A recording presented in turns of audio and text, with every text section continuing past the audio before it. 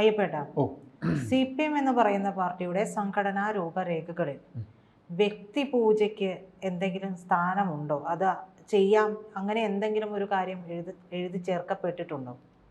CPM-ന്റെ സംഘടനാ തത്വത്തിൽ അല്ലെങ്കിൽ സംഘടനാ രേഖയിൽ ഒരിക്കലും വ്യക്തിപൂജ എന്ന സംഭവമില്ല.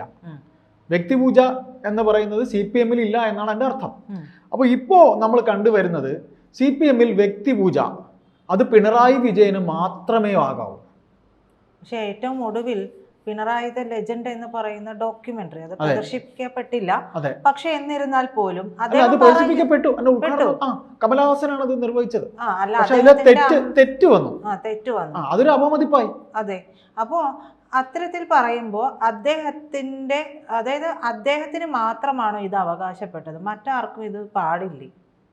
അതായത് നമ്മൾ ഈ വ്യക്തിപൂജ CPM-ൽ പാടില്ല എന്നുള്ള കാര്യം ലിഖിതമാണോ അലിഖിതമാണോ എന്നുള്ള കാര്യം, എഴുതി വെച്ചിട്ടുള്ളതാണോ എഴുതി വെക്കപ്പെട്ടതാണോ എന്നുള്ളതൊക്കെ നമുക്ക് പറയും. നമ്മളിപ്പോൾ പറഞ്ഞു അത് എഴുതി വെക്കപ്പെട്ടിട്ടുള്ളതാണ്. അല്ലെങ്കിൽ ചില കാര്യങ്ങൾ ചർച്ചകളിലൂടെ ഊരിത്തിരിഞ്ഞ് വരാറുണ്ട്. ഇപ്പോൾ എഴുതി വെക്കപ്പെട്ടിട്ടില്ല എന്ന് ചിലപ്പോൾ ആരെങ്കിലും പറഞ്ഞാലും ചില കാര്യങ്ങൾ ഇങ്ങനെ വ്യക്തിപൂജ പാടില്ല എന്ന് ചിലപ്പോൾ പറയേണ്ടതായിട്ട് വന്നിട്ടുണ്ട്.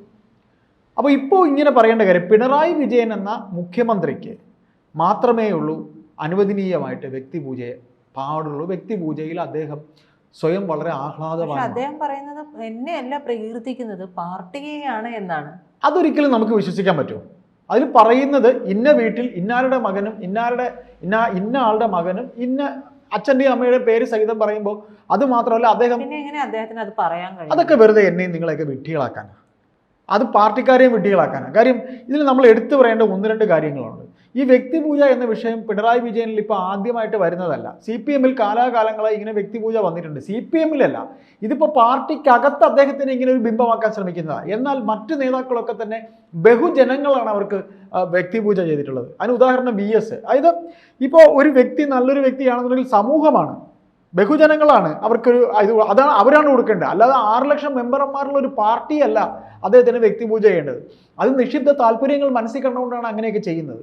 ഈ വ്യക്തിപൂജ ചെയ്യുന്ന ഒരു പാദസേവ ചെയ്യുന്ന ഒരു കാല് കഴിയുമ്പോഴേ പറയും മനസ്സിൽ, കുരങ്ങ എനിക്ക് നീ എന്തെങ്കിലും ചെയ്തേ പറ്റൂ, കുരങ്ങ നിന്നെ ഞാൻ പാദസേവ ചെയ്തുകൊണ്ടിരിക്കുകയാണ് എന്ന് പറഞ്ഞുകൊണ്ടേ ഇവർ ചെയ്യുള്ളൂ. അതുപോലല്ല VS-നെ ഈ പറയുന്ന രീതിയിൽ 2011 നിയമസഭാ തിരഞ്ഞെടുപ്പ് നടക്കുമ്പോൾ VS-നെ സ്ഥാനാർത്ഥിയാക്കണ്ട എന്ന് തീരുമാനിക്കുമ്പോഴത്തേക്ക് പിന്നെ പോളിറ്റ് ബ്യൂറോയുടെ തീരുമാനം വരുന്ന മുമ്പ് എന്തായിരുന്നു ഇവിടെ? പാർട്ടിക്കാരും ഇംഗ്ലാവ് വിളിച്ചു. എനിക്ക് ഇന്നും ഓർമ്മയുണ്ട് AK സെന്ററിന്റെ നടയിൽ നടന്ന പ്രകടനങ്ങളൊക്കെ, മനസ്സിലായില്ലേ? എന്നിട്ട് പിന്നീട് കണ്ണേ കരളെ VS എന്ന് പറഞ്ഞുകൊണ്ട് അണികൾ പാർട്ടി മെമ്പർമാരും ഉണ്ട്, അല്ലാത്തവരും ഉണ്ട്. അതാരും പറഞ്ഞിട്ടല്ല, പാർട്ടിയല്ല അത് ചെയ്തത്. അന്ന് കണ്ണേ കരളെ VS ധീരതയോടെ നയിച്ചോളൂ, അല്ലെങ്കിൽ അദ്ദേഹത്തിനെ പറഞ്ഞ് പ്രകീർത്തിച്ചപ്പോൾ അന്ന് ഏറ്റവും കൂടുതൽ എതിർപ്പ് പറഞ്ഞ ഒരാളാണ് പിണറായി വിജയൻ. ഏറ്റവും വലിയ അസഹിഷ്ണുതയായിരുന്നു അന്ന് പിണറായി വിജയന്. അത് ചോദിക്കുമ്പോൾ അദ്ദേഹം കമ്മ്യൂണിസ്റ്റ് രീതിയല്ല എന്നാ പറഞ്ഞത്. ഇപ്പോൾ കമ്മ്യൂണിസ്റ്റ് രീതി ആയിരിക്കാം. അതിന് സപ്പോർട്ട് ചെയ്യാനും കുറെ എംബോക്കുകളുണ്ടല്ലോ, കുറെ നപുംസകങ്ങളുണ്ടല്ലോ.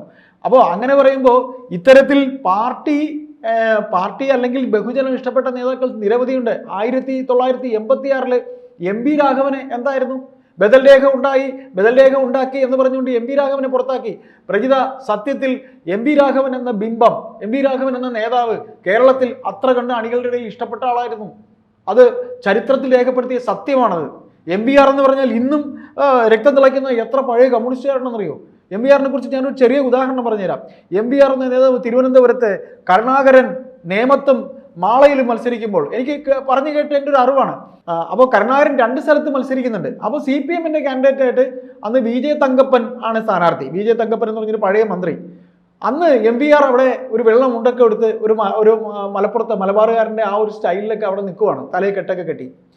അപ്പോൾ അന്ന് CPM അല്ലെങ്കിൽ മറ്റു പാർട്ടികൾ CPM-നെ തന്നെ ഒരു പോലീസിലേക്ക് ഒരു വിരട്ടലൊക്കെ അന്ന് ഈ കരുണാകരൻ ഭരിക്കുമ്പോഴെന്ന് പറഞ്ഞാൽ ആഭ്യന്തരം വല്ലാതെ കരുണാകരൻ കൊണ്ടുകിടന്ന സമയമാണ്. പുലിക്കോടൻ നാരായണൻ എന്നൊക്കെ പറയുന്ന ഗംഭീരന ജയറാം പഠിക്കൽ ഇങ്ങനെയുള്ള പോലീസുകാരൊക്കെ ഉള്ള സമയമാണ്. അപ്പോൾ ചുവരെടുത്ത് CPM നടക്കുമ്പോൾ ഒരു പോലീസ് ജീപ്പ് വന്നങ്ങ് നിൽക്കുക. ആര് പറഞ്ഞാൽ ഇവിടെ ചുവരിലെഴുതാൻ എന്ന് പോലീസുകാരൻ ചോദിച്ചു. അപ്പോൾ അവിടെ ഈ മുണ്ട കൊടുത്ത ഒരാൾ നിൽക്കുമായിരുന്നു. തിരിഞ്ഞ് മുണ്ടൊക്കെ ഒന്നുകൂടെ കുത്തിയിട്ട് തലയിലെ കെട്ടങ്ങ് അടിച്ച് മാറ്റിയിട്ട്, എന്താടോ തൻ്റെ തൊപ്പിമേ എഴുതണോ എന്ന് ഒറ്റ ചോദ്യം ചോദിച്ചോളൂ. ചുവരിൽ എഴുതണോ അത് തന്നെ തൊപ്പിയുമേ എഴുതണമെന്ന് വെച്ചു. പോലീസുകാരനൊന്നും പറയാനില്ല. അതാരാ? MBR ആയിരുന്നു. MBR അങ്ങനെ ആയിരുന്നു. MBRന്റെ ആ ഒരു പഞ്ച്, MBRന്റെ ആ ഒരു ചങ്കൂറ്റം ഈ പാർട്ടിക്ക് പലർക്കും, അന്നത്തെ സീനിയർ നേതാക്കന്മാരായിരുന്ന പലർക്കും, അത് ഈ പേര് പറയുമ്പോൾ ചിലർക്ക് അത് ഇഷ്ടപ്പെടത്തില്ല, അവരുടെ സീനിയർ നേതാക്കന്മാരെന്ന് ഞാൻ ഉൾക്കം പറ്റി പറയുന്നത്, അങ്ങനെ MBRനെ ഇവർ പുറത്താക്കിയതാണ്. ഈ ബദൽ രേഖയെ ഒരു ഘട്ടത്തിൽ നയനാർ വരെ സപ്പോർട്ട് ചെയ്യുന്നതാണ്, VS സപ്പോർട്ട് ചെയ്യുന്നതാണ്. പക്ഷെ അവസാനം ഇദ്ദേഹം വളർന്നു പോയാൽ പാർട്ടിയെക്കാളും വലുതായി പോകുമെന്നൊരു ധാരണ വന്നു. ആ സ്ഥാനത്ത് അദ്ദേഹത്തെ മാറ്റുന്നു. എന്നിട്ടും താഴെത്തട്ടിൽ MBRനെ അന്നും പിടിപാടുണ്ടായിരുന്നു, MBRനെ അന്നും ഇഷ്ടപ്പെടുന്നവരുണ്ടായിരുന്നു. ഈ CP ജോൺ ഉണ്ടല്ലോ, CP ജോൺ ഈ ഐസക്കിനെ പോലെ പാർട്ടിയിൽ ഏറ്റവും ഉന്നതങ്ങളിൽ നിന്ന ഒരാളാണ്.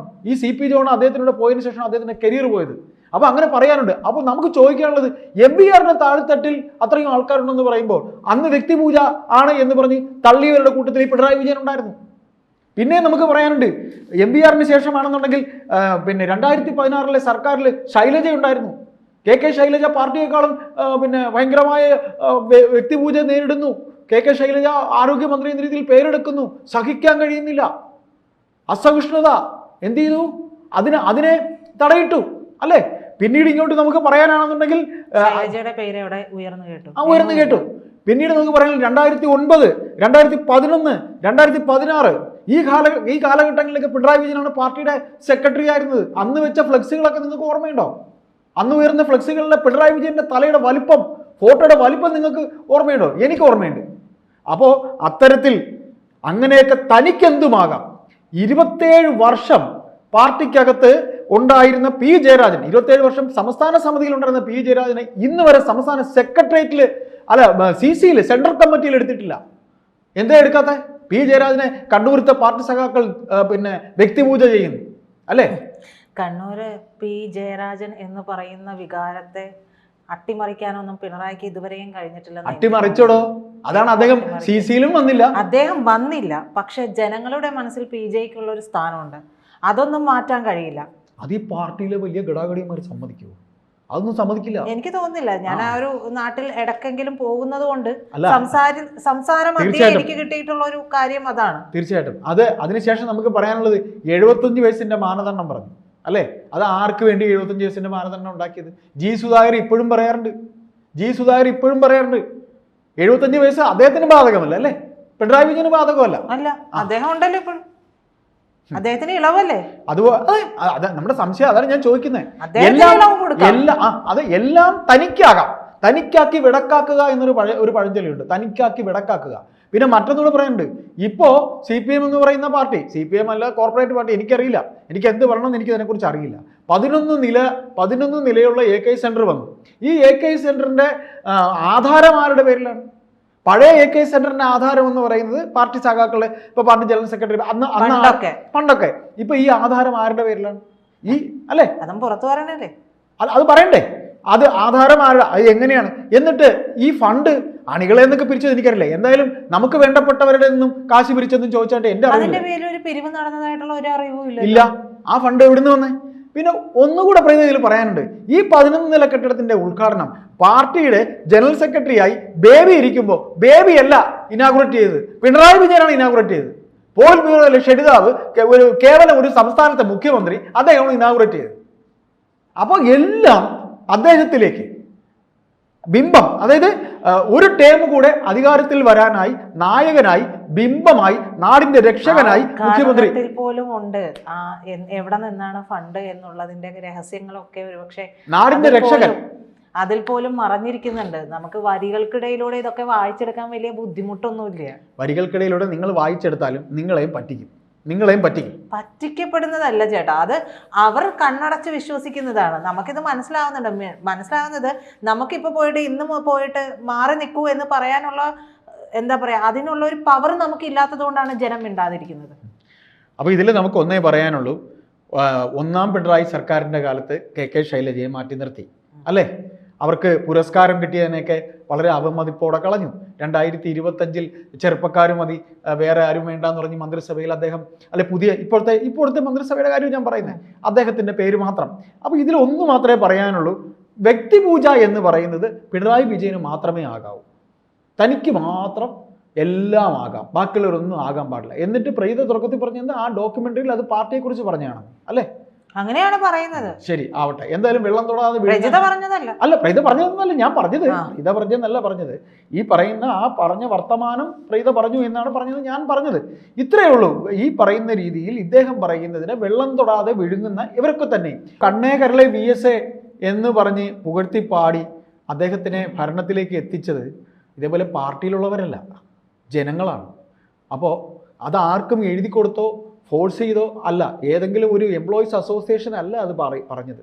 ഏതെങ്കിലും ഒരു എംപ്ലോയീസ് അസോസിയേഷൻ്റെ പരിപാടിക്ക് അദ്ദേഹം നടന്നു വരുമ്പോൾ ഇങ്ങനെ അകമ്പടി സേവ പാട്ടൊന്നും അദ്ദേഹത്തിന് വേണ്ടി അങ്ങനെ ആരും നിർമ്മിത ബുദ്ധിയോടെ ചെയ്തില്ല. നിർമ്മിത ബുദ്ധിയോടെ എന്ന് വെച്ചാൽ പറഞ്ഞു വെച്ച് ചെയ്തതല്ല. അപ്പോൾ ഇവിടെ ഇത്രേ പറയാനുള്ളൂ. കമ്മ്യൂണിസ്റ്റ് പാർട്ടി വ്യക്തിപൂജയെക്കുറിച്ച് പലയിടങ്ങളിൽ പി ജയരാജൻ്റെ കാര്യം വന്നപ്പോൾ പറഞ്ഞു, ശൈലജയുടെ വന്നപ്പോൾ പറഞ്ഞു, നമ്മൾ 86-ലെ MB രാഘവൻ്റെ കാര്യം പറഞ്ഞപ്പോൾ വന്നു. ഇങ്ങനെ നിരവധി കാര്യങ്ങളിൽ നിരവധി വ്യക്തികളെ, ഒരു വേള VSന്റെ കാര്യം ചോദിച്ചപ്പോൾ അതൊന്നും കമ്മ്യൂണിസ്റ്റ് പാർട്ടി രീതി അല്ല എന്ന് പറഞ്ഞ പിണറായി വിജയൻ, അദ്ദേഹത്തിന് മാത്രമെല്ലാം ആകാം. പക്ഷേ ഇതിൻ്റെയൊക്കെ എല്ലാം കൂടെ കൂട്ടിച്ചേർത്ത് വായിക്കുമ്പോൾ ഒരു ടേം കൂടെ ഭരണം വരണം, അതിന് എന്ത് തറവേലയും CPM കാണിക്കും എന്നുള്ളത്. ആ തറവേലയിൽപ്പെട്ട ഒരു തറവേലയാണ് ഈ വ്യക്തിപൂജ എന്ന്. അവസാനത്തെ തറവേലയാകാനും സാധ്യതയാണ്. ഇതൊരു തറവേലയാണ്. അതെ, ഇതൊരു തറവേലയാണ്. പിണറായി സ്തുതി എന്ന് പറയുന്ന ഒരു തറവേലയാണ്, തറപ്പണിയാണ്. ഈ VSനെ ഇതേപോലെ പാർട്ടി നിൽക്കണ്ട എന്ന് പറഞ്ഞ അവസരത്തിൽ അന്ന് തള്ളിയ ഔദ്യോഗിക പക്ഷത്തെ നേതാക്കൾ പിന്നീട് ഇലക്ഷൻ അദ്ദേഹം നിൽക്കുന്നു എന്നുണ്ടപ്പോൾ അദ്ദേഹത്തിന് എതിർത്ത് നിന്ന നേതാക്കൾ അവരുടെ പോസ്റ്ററുകളിൽ VSന്റെ പടവും കൂടെ വെച്ചാണ് അവർ വെച്ചത്. എങ്ങനെ? തിരഞ്ഞെടുപ്പിന് മത്സരിക്കാൻ ഇന്നാരെ ജയിപ്പിക്കുക, വലതുവശത്ത് VS നിൽക്കുന്ന പടം അല്ലേ? നാണം കെട്ടവന്മാര്.